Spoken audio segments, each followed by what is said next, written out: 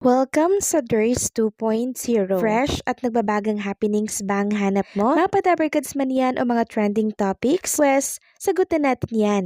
Kaya naman isubscribe nyo na ang ating channel para sa mga nagbabagang balita everyday.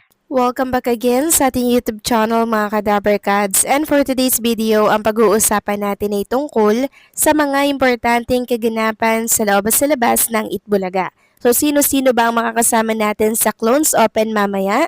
Andyan si John Ryle Kiambao, Rochelle Santos, and syempre, si Lucky Robles. At since pre-recorded nga po ang Itbulaga kahapon and syempre ngayong araw po ng Martes, silipin at alamin natin kung ano ang mga kaganapan sa mga Dabarkads natin. Katulad na lamang po ng mga singing queens na kung saan ay naka-vacation sila ngayon. So magkasama pong nagbonding sa beach itong si SQ Casey and syempre si Samantha Rascal. Dito po yan sa Bolinao, Pangasinan. At makikita nga po sa mga picture at video ni Sam and Casey na talaga namang in-enjoy at sinulit nila ang vacation dito sa Pangasinan. At bukas, back to reality na naman ng mga Dabarkads natin dahil live na live ang Itbulaga. Samantalang next topic naman tayo, pag-usapan naman natin ang kaganapan kay John Jordan Avina na kung saan ay kabi-kabilang offer para po sa concert. Kahapon, nagbahagi nga po siya ng short video clip na kung saan makikitang nasa Batangas Port po siya going to Calapan. And sa isang picture naman na binahagi niya, nasa Bansud Oriental, Mindoro. Kaya sa mga nakakamiss po sa kanya at gustong makita ang mga performance ni John Jordan Avina, pwede niyo po siyang i-follow sa kanyang Facebook page. At sa mga umaasang babalik siya sa Itbulaga, mukhang malabo na yon mga Kadabarkads dahil hindi naman po siya pumirma ng kontrata. Mas pinili na lamang po niya na mag-freelance nang sa ganon ay malaya niya pong magawa ang mga nais niya sa mga gig at concert. At mamaya naman mga Kadabarkads, meron po tayong dapat abangan sa isang Itbulaga host January 20, 4:20 p.m.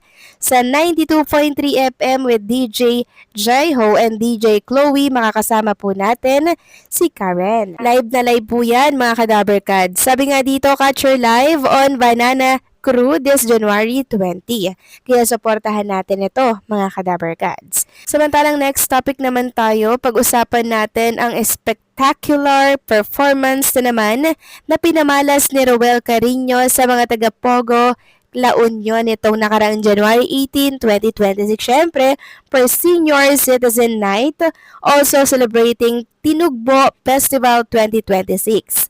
Pinagkaguluhan doon si Roel Carino at marami talagang mga lola na nagmamahal at sumusuporta po sa kanya. Kaliwat kanan ang yumayakap at tumahalik na mga lola. Isang patunay na talaga namang sikat at maraming nagmamahal kay Roel as Matt Morrow ng Pilipinas. Narito nga po ang ilang mga kuha na picture ni Roel Carino kasama ang mga taga-suporta at talaga namang humahanga po sa kanya. Samantalang isang paalala po naman ang pinost sa isang community ng Jeromantics Global para po ito kay Jerome Ibardome at sa mga sumusuporta po sa kanya.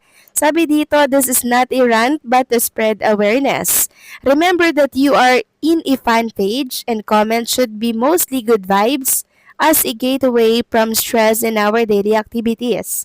Maybe as parents, student, workers, etc. Kung makakapanakit ka rin lang ng damdamin sa ipopost o i-comment mo, better na isarili mo na lang. Ito ay isang paalala lang naman mga Kadabarkads para po sa mga taga-suporta ni Jerome Bardome na kung saan ay miyembro po ng Jeromantics Global. Meron kasing ibang mga fan na talaga namang wala pong preno kung makapagsalita to the point na nakakasakit na po sila ng damdamin ng kanilang kapwa.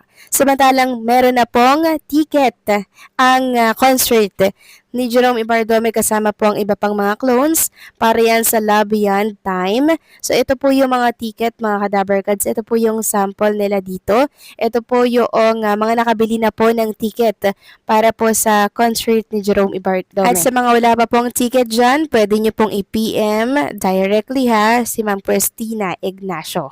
Samantalang next topic naman tayo, pag-usapan natin mga Kadaberkads ang tungkol dito sa napapabalitang aksidenteng pagpirma daw nitong si Mr. Manny B. Pangilinan ng termination ng ABS-CBN. So hindi daw ito totoo, wala daw itong katotohanan. Sabi nga dito para sa isang major business decision ay maling sabing hindi alam ng business tycoon na si Mr. Manny B. Pangilinan ang mga nangyayari sa kanyang bakuran, particular dito ang terminasyon ng kontrata sa pagitan ng TV5 at ABS-CBN. Marahil ay hindi alam nang nag-ulat sa PEP ang mga business protocols bago maglabas ng official statement ang isang malaking kumpanya gaya ng TV5. Hindi rin ito alam ang tamang signatories sa isang collection letters. Hindi rin ito alam ng ABS-CBN mismo ang nagkumpirma ng notice of termination mula sa TV5. Una, sa level ni MVP, hindi siya ang pumipirma sa isang collection letter. Ito ay pinipirmahan ng isang hepe o head ng Treasury or Accounting Department na nangangasiwa sa credit and collection. Pangalawa, hindi maglalabas ng isang mahalagang official statement ang isang kumpanyang gaya ng TV5 na hindi aprobado o autorisado ng opisina ni MVP, Presidente at CEO ng MediaQuest, Legal Affairs ng MediaQuest at TV5, Presidente ng TV5 at ng hepe o head ng Corporate Communications o Corporate Affairs nito. Ang mga gaya ng official statement ay umiikot para sa approval ng concerned group. Pangatlo, matapos mag-issue ng official statement ng TV5, lumabas na rin kaagad ang mga ulat ng mga pahayagan, telebisyon at internet ukol sa terminasyon ng TV5 sa kontrata nito sa ABS-CBN. ABS-CBN mismo ang nagsabi at nagkumpirma nitong Desembre na natanggap na nila ang notice of termination mula sa TV5. Imposible namang hindi alam ni MVP o hindi ito nakarating sa kanya gayong napakalaking balita nito noong December. At pang-apat, ilang araw ang lumipas bago matapos ang taong 2025 ay inanunsyo na kaagad ng ABS-CBN ang paglipat nito sa bagong uupahang All TV. Uulitin natin, imposible namang hindi alam ni MVP o hindi ito nakarating sa kanya gayong napakalaking balita rin ito. Contradicting din ang balita ng PEP-PH na umano'y hands-on si MVP sa programming ng TV5 ngunit hindi umano alam ng business tycoon ang termination ng kontrata ng TV5 sa ABS-CBN.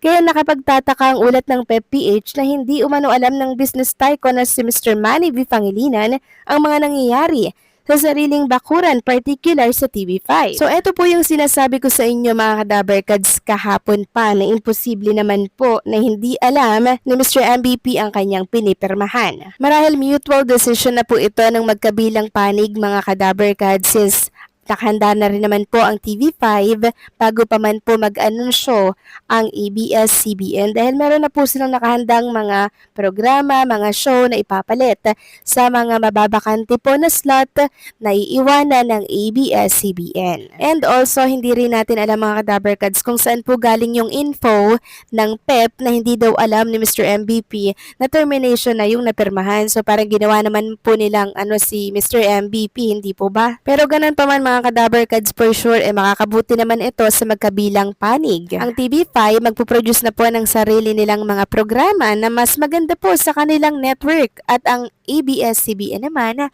ay sa All TV na magpapalabas. So, meron magandang epekto, merong masama, pero kasama po yan sa isang business. So, kayo ba mga Kadaberkads, anong masasabi ninyo dito? Please comment down below.